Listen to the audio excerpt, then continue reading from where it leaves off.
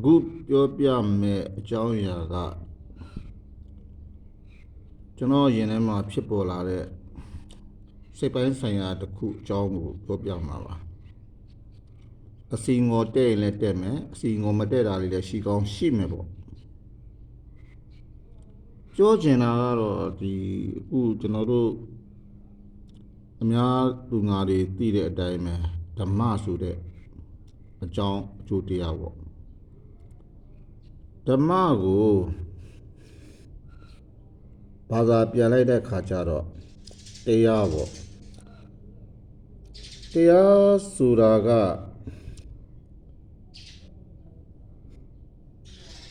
နောက်တစ်ဆက်ထပ်ပြီးတော့ဖွင့်ချက်ထုတ်လိုက်ရင်မှန်ကန်မှုလို့အဓိပ္ပာယ်သိရောက်တာပေါ့နော်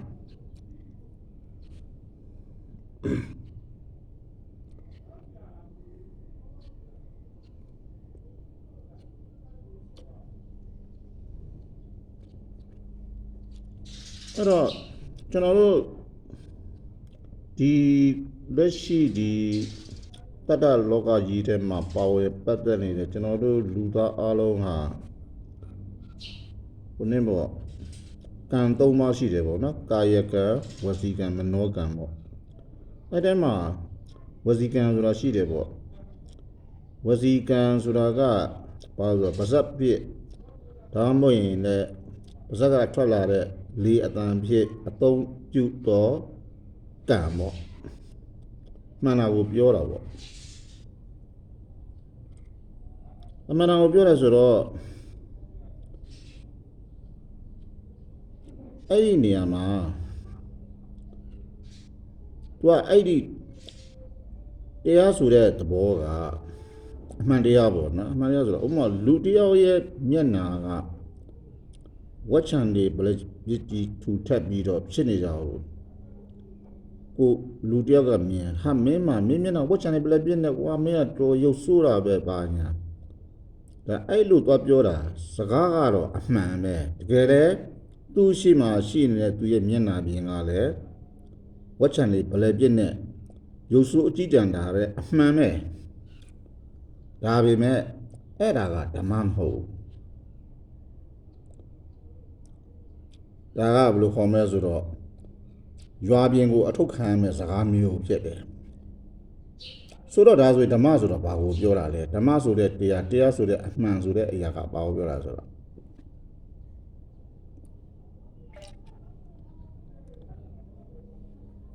အဲ့တော့ဓမ္မတရားဆိုတာက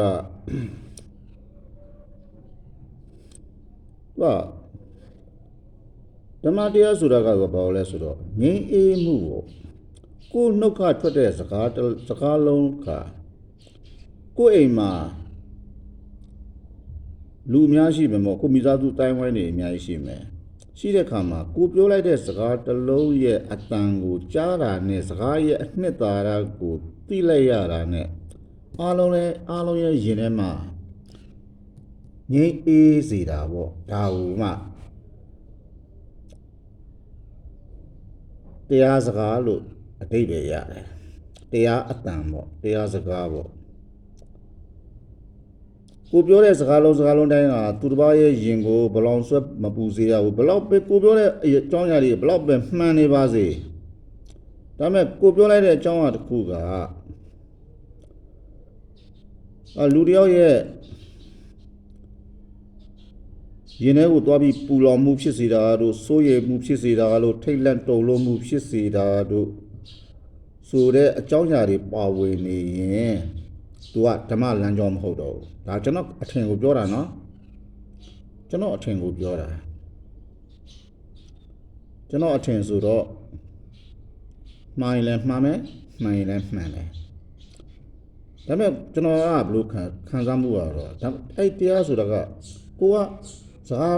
ကားတစ်ခွန်းပြောလိုက်မယ်ပြောလိုက်တဲ့အရာတို့တစ်ခုကသူတစ်ပါးရဲ့ယင်ကိုအေးမြစေတယ်ပေါ့အေးမြစေတယ်ဆိုတာကဘယ်လိုခေါ်မလဲဆိုတော့တာယာမှုတွေဆွဲလန်းမှုတွေကိုဖြစ်ပေါ်စေဖို့ပြောတဲ့တာယာမှုမျိုးကိုပြောတာမဟုတ်ဘူးငြိမ်းအေးစေတာဘာနဲ့ပြောမယ်ဆိုတော့ထူထပ်တဲ့တောတောင်ကြီးတစ်ခုက စေးလန်းဆူပြေတဲ့တစ်ပင်တွေရှိတယ်စမ်းကြောင်းရေတကွန်တွေရှိမယ်ตาရတဲ့ကျင်းငှက်အတန်တွေရှိမယ်နူးညံ့တဲ့လေပြေလေညင်းတွေရှိမယ်ဆိုလို့ရှိရင်အဲ့နေရာဒေသကိုလူတူးတော့ရောက်သွားဆိုရင်ထဲမှာငြိမ်းအေးစေတဲ့ခံစားမှုမျိုးတဲ့ပိုတဲ့ငြိမ်းအေးမှုကိုဖြစ်စေသောစကားကိုပြောခြင်းကိုဓမ္မစကားလို့ကျွန်တော်ကအဲ့လိုမျိုးတတ်မှတ်ချင်တာ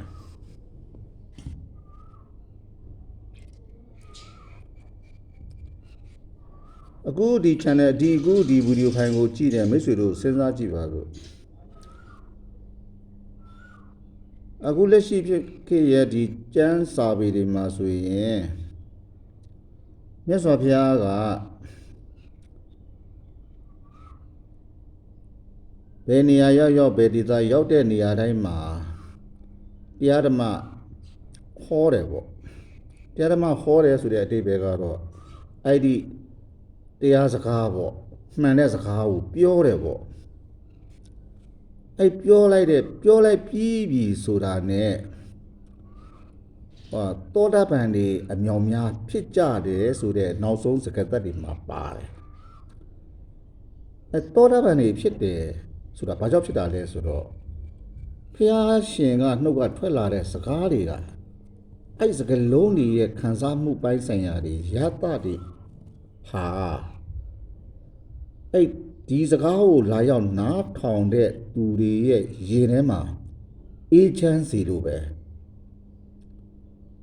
သောတာပန်ဖြစ်တယ်ဆိုတဲ့အဓိပ္ပာယ်က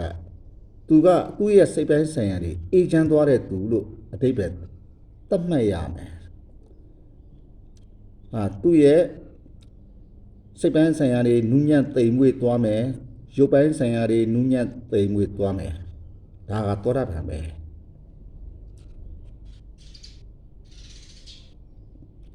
အဲ့ဒီလိုပဲ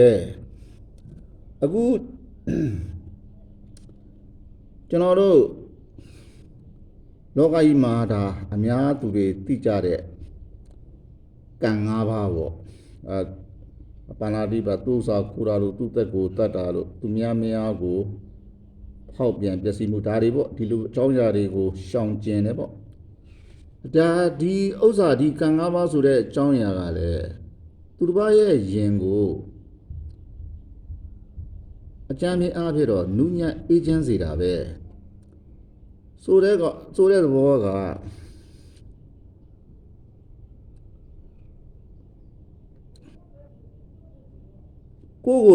သူ့ကိုတတ်မဲ့ကိုရှိမှာကိုတတ်ဖို့အတွက်ရောက်လာတဲ့သူတယောက်ကိုအသက်ခံရမဲ့သားကောင်တစ်ကောင်ကတော့ငြိမ်းအေးစွာနဲ့ခံစားနေမှာမဟုတ်ဘူးသူအသက်ခံရမှာကိုသိတဲ့အခါကျတော့သူ့ရဲ့ရင်ထဲမှာပူလောင်ဆူပွက်နေမယ်စိုးရိမ်ထိတ်လန့်မှုတွေရှိနေမယ်ကြောက်လန့်မှုတွေရှိစေမယ်ဒါဒီသဘောတရားပဲလေအဲ့တော့ဒါကိုမြတ်စွာဘုရားကပါဏာတိပါဒာသူ့သက်ကိုတတ်ချင်းကိုရှောင်ရှားစေခိုင်းတယ်ဆိုတာကလည်းအဲ့ဒီသဘောတရားပဲဘာကြောင့်လဲဆိုတော့ဥပမာပေါ့ဗျာရွာတွေမှာလူတယောက်ကတွေ့သမျှလူကိုခုတ်ထစ်တက်ဖြတ်နေတယ်ပေါ့အင်္ဂုလိမာလာလူမျိုးပေါ့ဗျာတွေ့သမျှလူကိုတက်လက်ညိုးတွေကိုဖြတ်တောက်နေတယ်ဆိုအဲ့နေရာကိုဘယ်သူကသွားရဲတော့မှာလဲအဲ့နေရာအဲ့ဒေသကငြိမ်းအေးတဲ့နေရာမှမဟုတ်တော့တာပဲဒီလိုမျိုးဆိုတာပေါ့ဒီလိုပဲတူစာကိုခိုးတယ်ဒီရက်ွက်ထဲမှာဒီလမ်းထဲမှာဒီနေရာဝန်းကျင်မှာတခိုးတွေရှိနေတယ်ဆိုရင်အဲ့နေရာမှာရှိနေတဲ့သူတွေရဲ့အဲ့မိသားစု family မိသားစုတွေရဲ့ရင်ထဲမှာဘလို့မှငြိမ်းအေးမှုတွေရှိစေမှာမဟုတ်ဘူးနော်ဒါပါပဲအဲ့တော့ခုနကကျွန်တော်ပြောတဲ့ဓမ္မဆိုတဲ့တရားကလူတွေရဲ့ယင်ထဲကိုငြိမ်းအေးစေတာ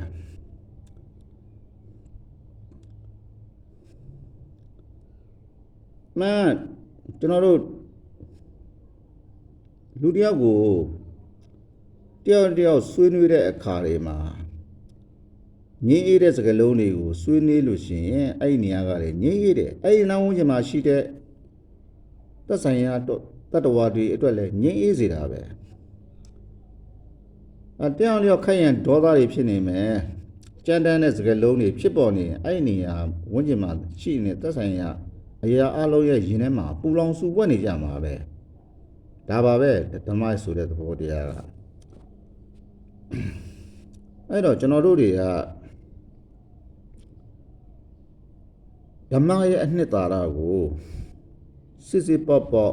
နှစ်ဆက်ဖြစ်အောင်လေးလာသုံးသပ်ဆင်ခြင်ပြီးတော့ပြုကျင့်နေထိုင်ဖို့ကလိုတယ်လို့ကျွန်တော်ကယူဆတယ်ပေါ့တယောက်ကနေ2ယောက်2ယောက်ကနေ3ယောက်3ယောက်ကနေအများကနေအတူအားလုံးပေါ့နော်အဲ့လိုမျိုးနေတိုင်းမဆိုရင်တယောက်ကိုတယောက်တွေ့ပြီးမြင်ကြပြီး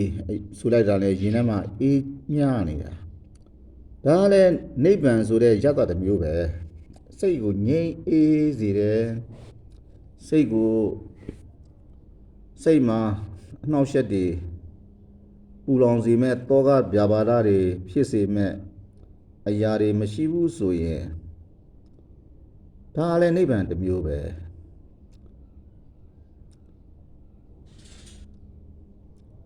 အဲ့တော့ကျွန်တော်တို့တွေကတရားအကြောင်းတွေပြောမယ်ပေါ့တရားအကြောင်းတွေကိုပြောမယ်ဆိုလို့ရှိရင်ကိုကတရားပြောမယ်ဆိုလို့ရှိရင်ကိုပြောတဲ့တရားတွေကိုကြားခြင်းလို့လာတဲ့အခါမှာကိုနှုတ်ကထွက်မဲ့ကိုပြောမဲ့သူနှုတ်ကထွက်မဲ့စကားလုံးတွေကအဲ့လာပြီးနားထောင်တဲ့သူရဲ့ယင်တွေကိုအေးချမ်းသွားဖို့ခါအဲ့ဒါတရားပဲအေးချမ်းသွားစီခဲ့အောင်ပြောနိုင်ခြင်းကတရားပဲ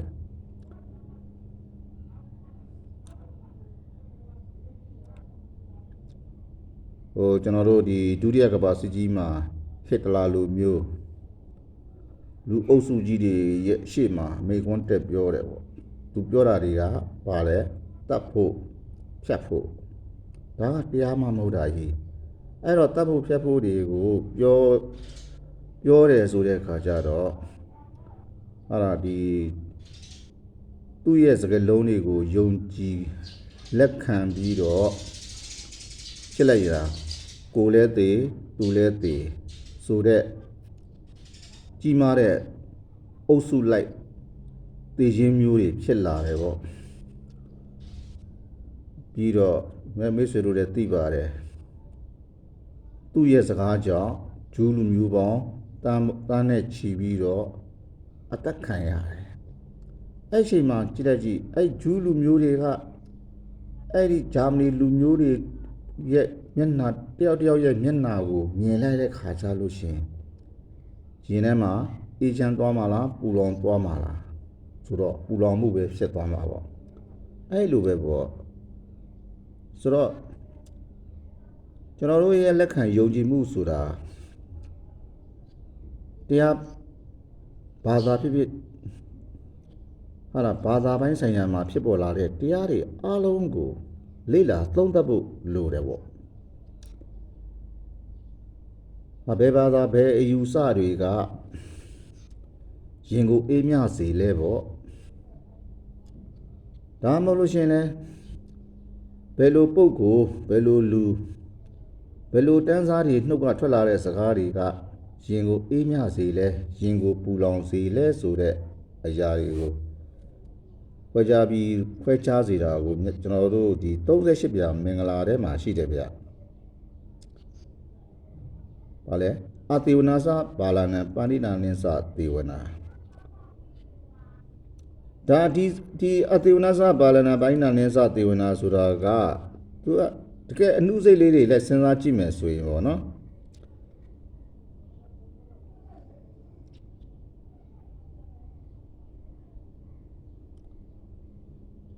ပန္တိတဆိုတာကပညာရှင်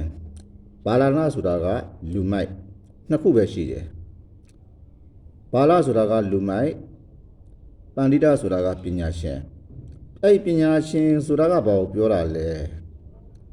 အဲ့ပညာရှင်မှာကသူ့နှုတ်ကထွက်မဲ့စကားတွေကရင်ကိုအေးမြစေမယ်သူ့ရဲ့ပြုမှုနေထိုင်ကျင့်ပုံတွေကလူတွေရဲ့အမြင်မျက်စိပသာရကိုအေးမြစေမယ်အေးချမ်းစေမယ်သူ့ရဲ့တုံသင်ပြမှုတွေလမ်းကြောင်းပြမှုတွေကလူတွေရဲ့ဘဝကိုငြိမ်းအေးစေတယ်ပေါ့အဲ့ဒီမျိုးဖန်တီးနိုင်တဲ့သူကပညာရှင်ပဲပညာရှင်ဆိုတဲ့ဥစ္စာမှာကိုယ်မူရာနှုတ်မူရာစိတ်ပိုင်းဆိုင်ရာအလုံးကအများသူငါတွေအတွက်အေးမြစေတဲ့အရာကိုဖန်တီးပေးနိုင်တဲ့သူမို့လို့ပညာရှင်လို့ဆိုတယ်ခုနဘာလလူမိုက်ဆိုတာကတော့သူ့ရဲ့နှုတ်ကထွက်တဲ့စကားတွေကဖုဒ္ဓဝါစာကျမ်းတဲ့စကားတွေဖြစ်စေမယ်သူ့ရဲ့ဖြစ်ပေါ်လာတဲ့အတွေးခေါ်အမျှော်မြင်တွေကလည်းဟစ်တလာလိုမျိုးပေါ့သူတို့ဘဝတွေကိုပျက်စီးစေမဲ့စကားလုံးတွေအဲ့လိုမျိုးတွေကိုဖြစ်စေမဲ့အရာတွေမျိုးသူတို့ကိုဒါကလူမိုက်တွေရဲ့အပေါ်မှာရှိတဲ့အရာတွေပဲအဲ့လိုမျိုးပေါ့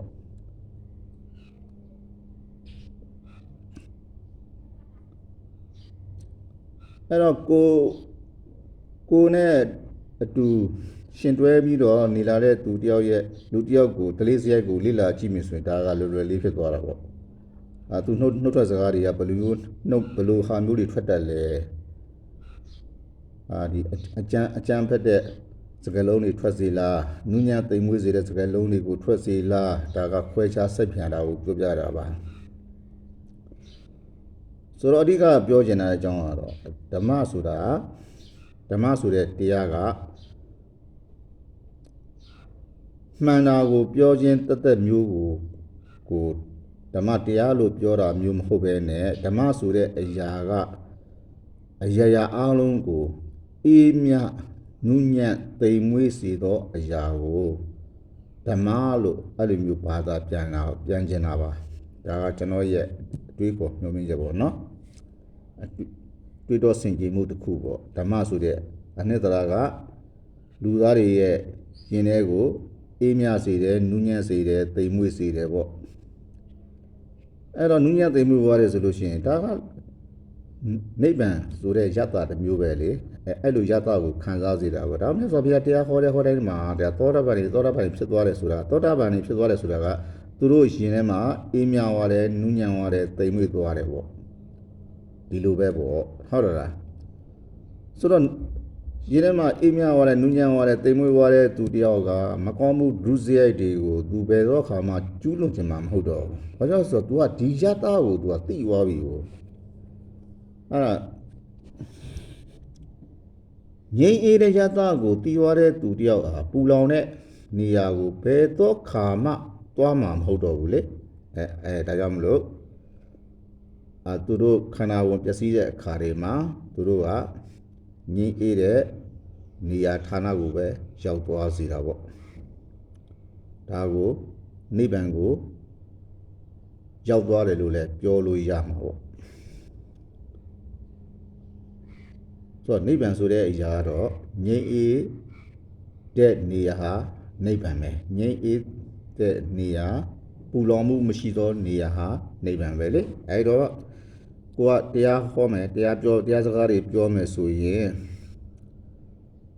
ကိုရဲ့ပြောတဲ့စကားတွေကိုနားထောင်သူတွေရဲ့ရင်ထဲမှာအေးမြသွားစေမယ်ငြိမ်းအေးသွားစေမယ်ဒါပါပဲဒါ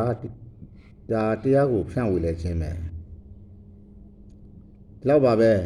ဒါကျွန်တော်ရင်ထဲမှာဖြစ်ပေါ်လာတဲ့စိတ်ခံစားမှုတစ်ခုကိုပြောပြတဲ့သဘောရဲ့ပါ